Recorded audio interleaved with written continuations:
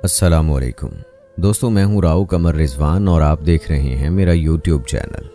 मेरे घर में सिर्फ मेरी वालिदा थीं जिनसे मेरा बेहद लगाव था। हमारे दरमियान माँ बेटे का ऐसा मजबूत ताल्लुक़ था कि लोग अक्सर हमारी मिसालें देते थे, लेकिन मुझे ये मालूम नहीं था कि जब हमारी ज़िंदगी में कोई तीसरा फ़र्द आएगा तो हमारा रिश्ता बुरी तरह मुतासिर होगा।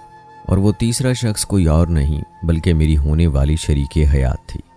वो मेरे साथ कॉलेज में पढ़ती थी, वहीं से वो मुझे अच्छी लगने लगी और फिर जब कॉलेज ख़त्म हुआ मेरी नौकरी लग गई तो मैंने अम्मी से कहा कि इसके घर रिश्ता लेकर जाएं, मैं उससे शादी करना चाहता हूँ।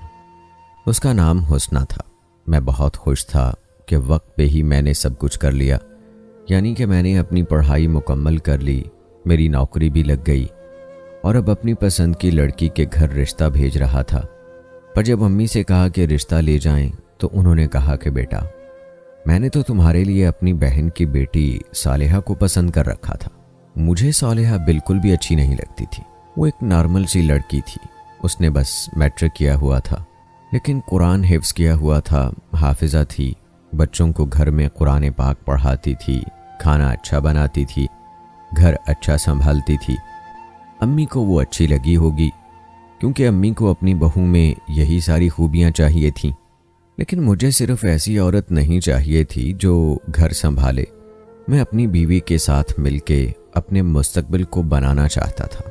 मैं चाहता था कि हम दोनों मिलके काम करें, वो मुझे कारोबारी मशवरे दे सके और हम दोनों मिलकर अपनी ज़िंदगी को आगे लेके जाएं। ऐसी औरत नहीं चाहिए थी जो सिर्फ घर को ही संभाल सके। इसीलिए मैंने अम्मी से बड़े ही प्यार और एहतराम से कहा कि अम्मी, मुझे सालेहा बिल्कुल अच्छी नहीं लगती, उसमें मुझे अपनी होने वाली बीवी दिखाई नहीं देती। आप हुस्ना के घर रिश्ता ले जाएं, मैं उसी से शादी करना चाहता हूँ। अम्मी को ये बात बुरी लगी, लेकिन वो तो माँ थी।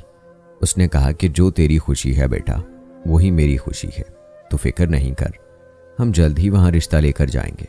कहते हैं कि कुछ लोग अपनी शक्ल से ही पहचाने जाते हैं। जैसी इंसान की नीयत होती है, हरकतें होती हैं, वैसे ही उसकी शक्ल होती है। कभी कभी हम किसी को देखते ही कह देते हैं कि ये तो बहुत चालाक लग रहा है, जबकि हम उसको पहली दफ़ा मिल रहे होते हैं। शायद हमारी शख्सियत का अक्स हमारे चेहरों पे नज़र आता है। कुछ लोग शक्ल से बहुत मासूम लगते हैं और वाकई मासूम होते हैं, लेकिन कुछ लोग ऐसे भी होते हैं जो शक्ल से तो मासूम लगते हैं लेकिन मासूम होते नहीं हैं। इसीलिए यूं शक्ल से किसी को जज करने के लिए आपको बहुत ज़्यादा तजर्बा चाहिए, जो मेरी माँ के पास था।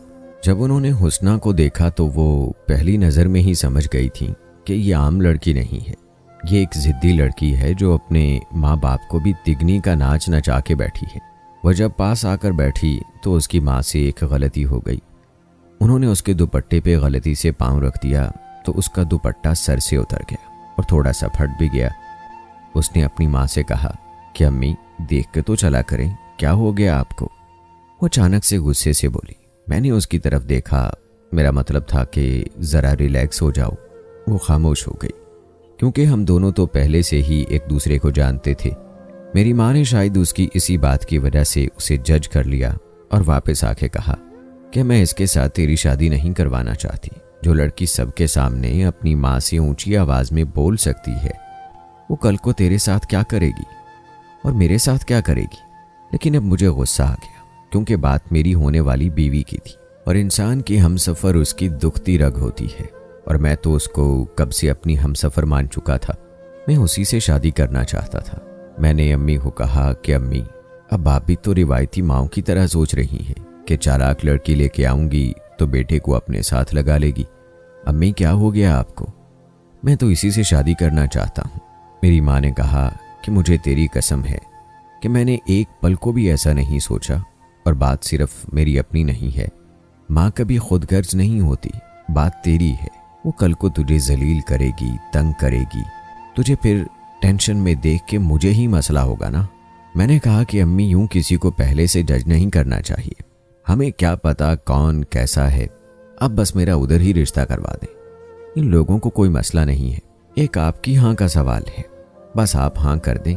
मेरी माँ खामोश हो गई। उन्होंने गहरी सांस ली और कहा, ठीक है, अगर तू यही चाहता है तो मैं तेरी शादी वहीं पे करवा दूंगी। लेकिन मैं तुझे पहले ही बता रही हूँ कि वो लड़की तेरे लिए ठीक नहीं है, तुझे इससे अच्छी लड़की मिल जाएगी। मुझे पता था कि अम्मी मेरी शादी सालेहा से करवाना चाहती थी, इसलिए अब हुस्ना से मेरा दिल ख़राब करवा रही थी। मैं खामोश हो गया। मैंने वही वाली पॉलिसी अपनाई कि बस एक कान से सुनी और दूसरे कान से निकाल दी कि जब तक शादी नहीं हो जाती मुझे मेरी माँ के साथ इसी तरह से पेश आना था।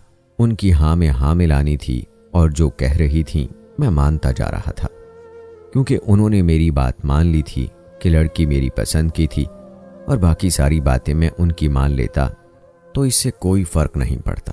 मेरी शादी हो गई और मेरी बीवी मेरे घर में आ गई। मैं बहुत ज़्यादा खुश था।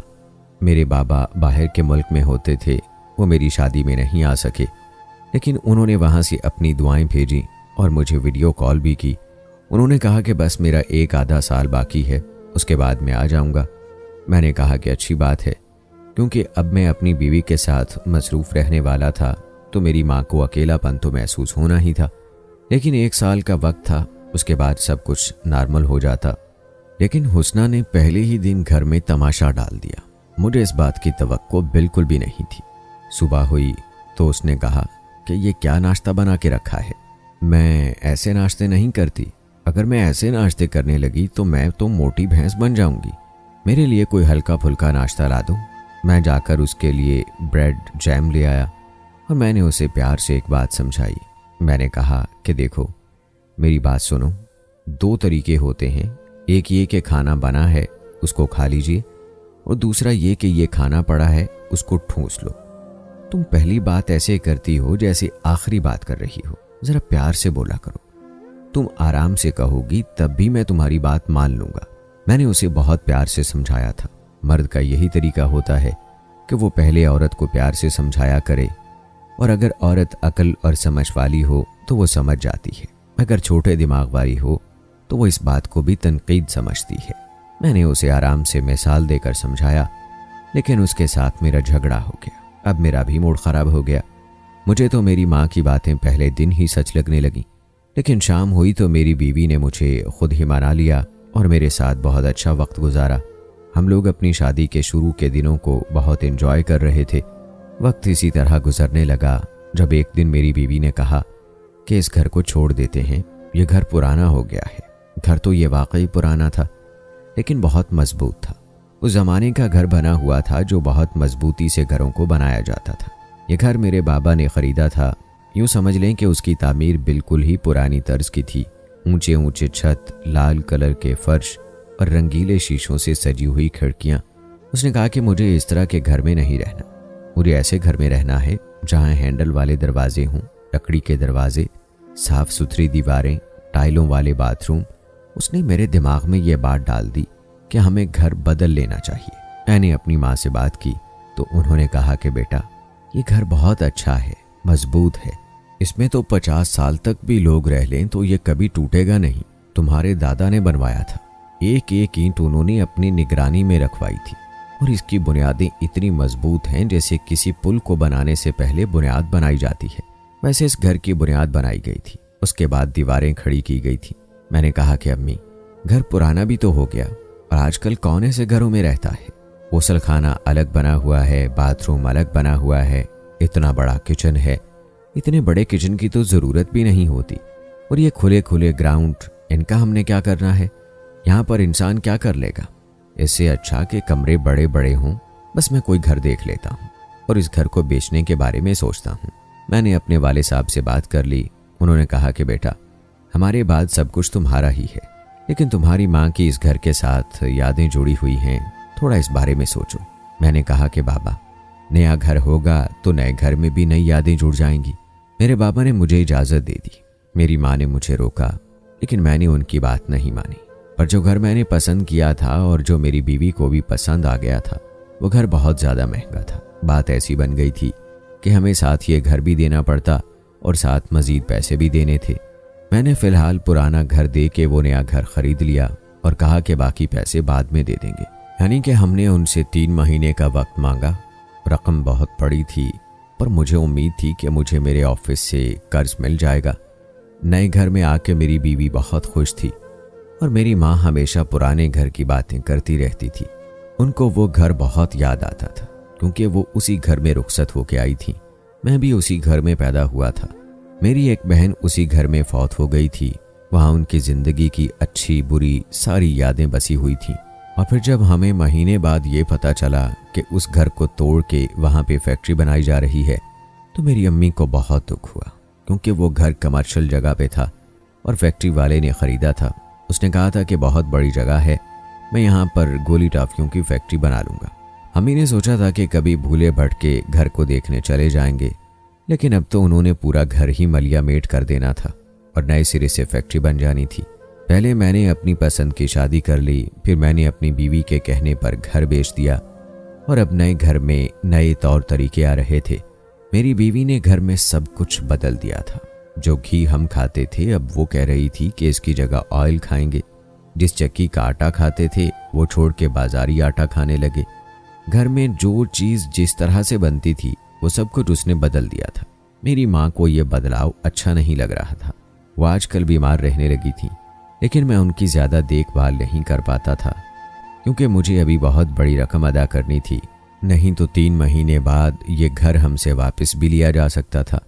मैं अपनी मुसीबतों और मसले मसाइल में फंसा हुआ था। उधर माँ बीमार थी और बीवी के चौंचले ख़त्म नहीं हो रहे थे। मैंने कहा कि इतने सारे पैसे कहाँ से दूंगा? तो मेरी बीवी ने कहा कि तुम्हारे बाबा वापस आ रहे हैं ना, उनसे कहना कि वो पैसे दे दें। जब इतना अरसा बाहर के मुल्क गुजारा है तो खाली हाथ तो नहीं आएंगे, उनके पास बहुत सारे पैसे होंगे। मैंने कहा कि हाँ, ये बात तो तुम्हारी ठीक है, मैं आज ही उनसे बात करता हूँ।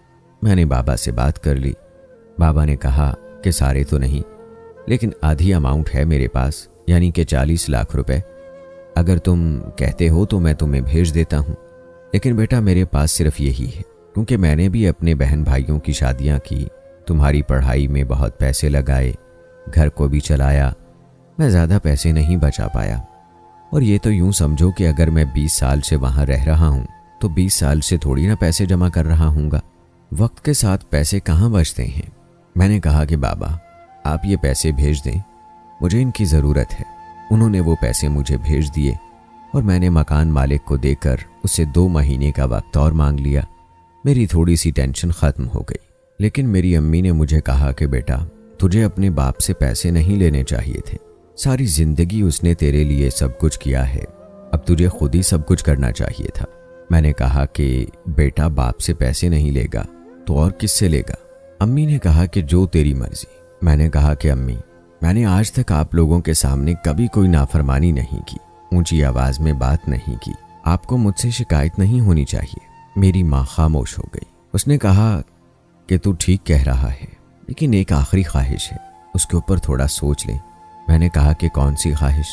तो कहने लगी कि मैं तेरी औलाद की शक्ल देखना चाहती हूँ। आजकल बीमार थी इसलिए जज्बाती हो रही थी, जबकि उन्होंने कौन सा अभी इस दुनिया से चले जाना था। मैंने कहा कि ये तो मेरी भी ख्वाहिश है, आप फिक्र नहीं करें, जल्दी आपको खुशखबरी सुना देंगे। मेरी माँ खुश हो गई। जब मैंने अपनी बीवी से बात की तो उसने साफ इनकार कर दिया। उसने कहा कि मैं तो अभी माँ नहीं बनना चाहती। मुझे उसका यह साफ इनकार बिल्कुल अच्छा नहीं लगा, क्योंकि मैं खुद भी औलाद चाहता था। मैं खामोश हो गया। मैंने कहा कि इसके साथ ज़्यादा झगड़ा करूँगा तो ये ज़िद करेगी, अल्लाह खुद ही औलाद दे देगा और सब कुछ ठीक हो जाएगा। लेकिन हमारी शादी को काफ़ी वक्त हुआ जा रहा था, लेकिन औलाद नहीं हो रही थी। मैंने एक दिन अपनी बीवी से कहा कि डॉक्टर के पास चलते हैं, तो उसने कहा कि क्यों, मैं बांझ हूँ क्या, तुम मुझ पर इल्ज़ाम लगा रहे हो? मैंने कहा कि नहीं, पता करते हैं, हो सकता है कोई मसला हो। किसी मसले के होने का मतलब ये तो नहीं कि तुम खुदा ना खास्ता बांझ हो। तो कहने लगी कि बस फिर मुझे नहीं जाना डॉक्टर के पास। मैंने कहा कि ठीक है। मेरी अम्मी की तबीयत बहुत ज़्यादा ख़राब रहने लगी। बाबा वापस आ गए। बाबा ने आना तो बाद में था, लेकिन अम्मी की बीमारी का सुन के जल्द वापस आ गए। अब वो अम्मी के पास तो रहते थे, लेकिन अम्मी की तबीयत फिर भी संभल नहीं रही थी। उधर मेरी औलाद नहीं हो रही थी। और फिर एक दिन ऐसा हुआ कि मेरे बाबा अचानक ही इस दुनिया से चले गए। मैंने बहुत से लोगों की कहानी सुनी थी कि सारी ज़िंदगी बाहर गुजार के आते हैं और वापस आते ही उनकी ज़िंदगी तमाम हो जाती है। मेरे बाबा के साथ भी यही सब हुआ। पता नहीं चला कि क्या बना। डॉक्टर ने जब चेक किया तो उन्होंने कहा कि इनको दिल का दौरा पड़ा है, इसलिए इनकी मौत अचानक ही हो गई है। अम्मी बहुत दुख में थीं और मैं भी। पापा इस दुनिया से जा चुके थे और साथ ही मुझे ये भी पता चला कि मकान मालिक ने बकाया पैसों की अदायगी का मुतालबा कर दिया है। वो कहता है कि बस मेरे पैसे मुझे दे दें क्योंकि मैं बाहर के मुल्क जा रहा हूँ और मेरे पास पैसे नहीं थे। मैंने उसे कहा कि अभी अभी मेरे वाले साहब फौत हुए हैं। उसने कहा कि पैसों से आपके वाले साहब की फौत होने का क्या ताल्लुक है, वो तो चले गए। आपने मेरे साथ एग्रीमेंट किया है, अभी आपने मुझे 40 लाख रुपए देने हैं। मेरे पास 40 लाख तो क्या, उस वक्त मेरे पास 40,000 भी नहीं थे। बीवी से कहा कि अपना जेवर दे दे, बाद में नया बनवा दूंगा। उसका जेवर 20 लाख का तो बनता ही था और हमने ही बनाया था। उसमें से कुछ जेवर मेरी अम्मी का भी था, पर उसने कहा कि वो तो एक अंगूठी भी नहीं देगी, ये तो उसका हक है। मेरा उसके साथ झगड़ा हो गया। मैंने कहा कि मेरी मुसीबत में तुम मेरा साथ नहीं दोगी तो कौन देगा। उसने कहा कि मैं जेवर दे के तुम्हारा साथ नहीं दे सकती, क्योंकि एक दफ़ा जेवर बिक जाते हैं तो वो दोबारा कभी नहीं बनते। मैं परेशान हो गया और जाकर अम्मी के पास बैठ गया। मेरी माँ ने कहा कि क्यों परेशान है बेटा। मैंने कहा कि अम्मी परसों उसको पैसे देने हैं, 1 महीना तो ऐसे गुजर गया पता भी नहीं चला। मेरे पास 1 रुपया नहीं है। मेरी अम्मी के कानों में और हाथों में सोने के कंगन और कांटे थे। उन्होंने कहा कि ये ले ले, शायद तेरे काम आ जाए। मैंने कहा कि अम्मी इससे काम नहीं बनेगा। मेरी अम्मी ने कहा कि बेटा मैंने तुझे मना किया था, तू इस औरत से शादी ना कर, इसने तुझे इतनी बड़ी मुसीबत में डाल दिया। हम उसी घर में बैठे रहते तो हमारा क्या जा रहा था। मैंने कहा कि अम्मी आप अपनी नफरत ना निकालें, बहू तो सास को हमेशा बुरी ही लगती है, वो घर कौन सा इतना अच्छा था। मेरी अम्मी ने कहा कि बेटा तू बहुत अच्छा है, तूने कभी हमारे साथ नाफरमानी नहीं की, लेकिन नाफरमानी के अलावा तूने जो फैसले किए हैं ना, उन फैसलों ने हमें कहीं का नहीं छोड़ा। मैं अपने उसी घर में मरना चाहती थी, लेकिन तेरी बीवी ने मेरी जिंदगी को अजाब कर दिया और अब मेरे बाद तेरी बारी होगी, वो तुझे भी चैन नहीं लेने देगी। मैंने पहले दिन कहा था कि यह औरत तेरे लिए ठीक नहीं है। मैंने अम्मी को कहा कि मैं आपके पास आके क्या बैठ गया, आपने तो मेरा बचा खुचा दिमाग भी खाना शुरू कर दिया है। मैं वहां से चला गया, लेकिन वो मेरी सबसे बड़ी गलती थी, क्योंकि सुबह तक मेरी माँ इस दुनिया से जा चुकी थी। वो काफ़ी महीनों से बीमार थी और फिर बाबा के जाने के दुख को उन्होंने अपने दिल पे ले लिया था। मुझे बहुत अफसोस हुआ कि मैंने आखिरी वक्त में भी अपनी माँ के साथ बदतमीज़ी की। मेरा मकान मालिक के साथ झगड़ा हो गया। 1-2 महीने के बाद उसने हमसे वो घर ले लिया और हम किराए के घर में रहने लगे। मेरा कारोबार भी अच्छा नहीं जा रहा था। हम लोग किराए के घर में आ गए थे। जो पैसे हमें वापस मिले थे वो भी आहिस्ता आहिस्ता ख़त्म हो रहे थे, क्योंकि हमने घर के कुछ पैसे तो दिए ही हुए थे। झगड़ा हुआ था तो वो पैसे हमें वापस दे दिए गए थे। अब वो पैसे खर्च हो रहे थे। मेरी बीवी का हाथ नहीं रुक रहा था, वो रोज़ शॉपिंग करती थी। उसने पता नहीं कितने लाख उड़ा दिए थे। और फिर एक दिन मुझे उसके पर्स में से एक ऐसी चीज़ मिली जिसको देख के मुझे अंदाज़ा हो गया कि मेरी माँ ने ठीक कहा था कि यह औरत मुझे बर्बाद कर देगी। और वो एक रिपोर्ट थी जिसके मुताबिक मेरी बीवी ने अपना बच्चा गिरा दिया था। जब मैंने उससे बात की तो उसे गुस्सा आ गया। उसने कहा कि 1 नहीं 3 बच्चे गिरा चुकी हूँ तुम्हारे, कर लो जो तुमने जो करना है। मुझे बहुत गुस्सा आया। मैंने कहा कि तुमने मेरे बच्चों को जान से मार डाला। माँ नहीं बनना चाहती थी तो मुझे बता देती, लेकिन ये गुनाह क्यों किया तुमने। आज मेरे 3 बच्चे होते। उसने कहा कि 3 बच्चे होते और मेरी सेहत बुरी तरह से ख़राब हो चुकी होती, मैं अपने आप को तुम्हारे बच्चों के लिए ख़राब नहीं करूँगी। मैंने कहा कि तुम तो वाकई बसाने के काबिल नहीं थी ना, तो तुम अच्छी बीवी हो ना ही अच्छी औरत हो, और अच्छी माँ तो तुम बन ही नहीं सकती।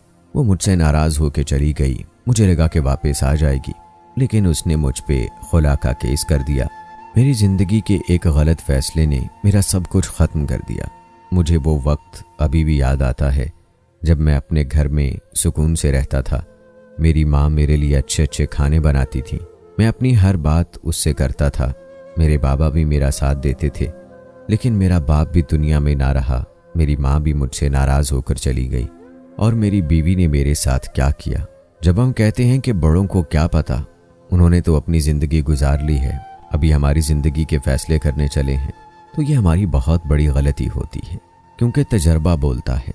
बड़ों को पता होता है कि कौन शख्स कैसा है और कितनी देर तक आपका साथ निभाएगा। मेरी माँ ने जब मेरी बीवी को देख के कहा था कि यह औरत ठीक नहीं है, तो उन्होंने ठीक कहा था, लेकिन उस वक्त मेरी अकल पे पर्दा पड़ गया था। मैं अपनी माँ के लिए दुआ करता हूँ अल्लाह उनके दर्जात बुलंद करे और मुझे माफ़ कर दे, मेरी ज़िंदगी से आजमाइश ख़त्म कर दे। अब मैं बहुत थक गया हूँ। दोस्तों, कैसी लगी आज की कहानी और आज की कहानी से क्या सबक सीखा, कमेंट बॉक्स में ज़रूर बताइएगा। मुझे अगली वीडियो तक की इजाज़त दें। अल्लाह हाफिज़।